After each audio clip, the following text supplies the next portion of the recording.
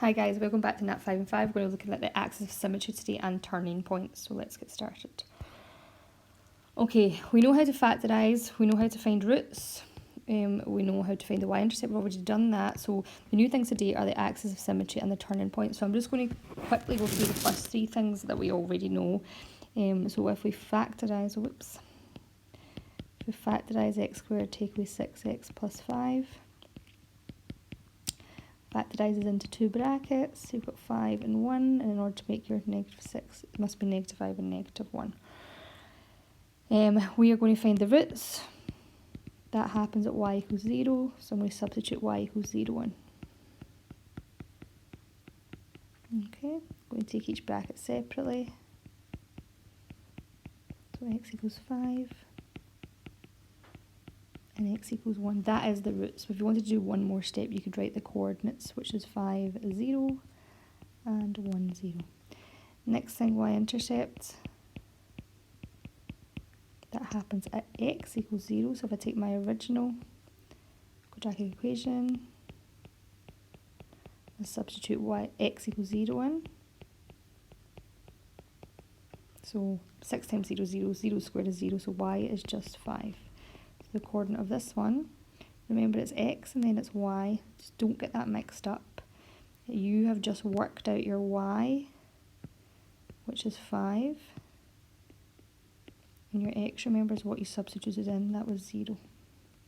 Okay, next thing is your axis of symmetry. So if I was to draw all the information so far, so I've got 0, 5, which is here, I've got 1, 0, which is here, and I've got 5, 0, which is here. Okay, because it's an x squared, I know it's a parabola and I know it's this way up, the happy face. So if I was to draw a parabola, it would look something like this here. Okay, now axis of symmetry, we've all done symmetry before. We did symmetry in primary school, so you want the same thing on either side of the line. So if I was to draw on my axis of symmetry, I know just by looking at it, it's right here. I'll show you how we can find out if you're not too sure. So axis of symmetry. Now, my roots are 1 and 5. In order to find the middle point of that, I would add both of them together and divide it by 2. So it's going to be 6 divided by 2, which is 3. And that makes sense, doesn't it? That's 1, and then if I do jump one place to 2, then jump another place, that must be 3. And if I look at 5 and I jump one place back, I go to 4, and jump another place back, I go to 3. So 3 is definitely in the middle. If I take each coordinate on that line, what are the coordinates? That's 3, 1. That's 3 along and 2 up. That's 3, 3.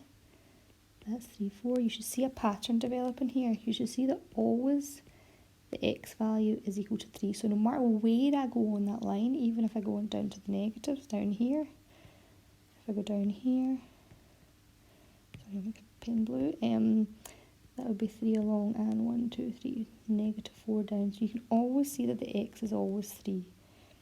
So that line is basically called x equals 3. That is what the equation of the axis of symmetry is, x equals 3. Next thing, my turning point. This is my turning point here. Now when I drew this parabola, I actually don't know how far down this turning point comes. So I don't think my parabola at the moment is accurate. So we're going to check that. So remember, I have got an equation connecting x and y together. And I now know that when x is 3,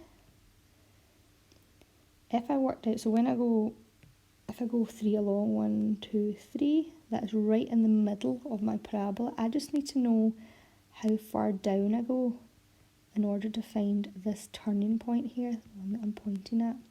So I know when x is 3, there is a turning point. So if I substitute in x equals 3, it would give me what the corresponding y value would be. So let's look at x equals 3. So 3 squared, take away 6, multiply by 3, plus 5. 3 squared is 9, 6, 18, plus 5.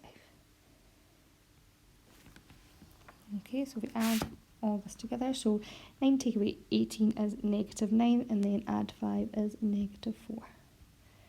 So my coordinate for my turning point should be 3 along and 4 down, so 3, -4. So you can see that my parabola is not drawn correctly. So if I was to rub that out and draw it again,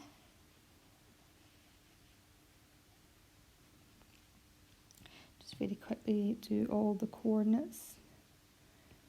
That's 5, 1, 5, and now my turning point is 3 along, 1, 2, 3, 4 down.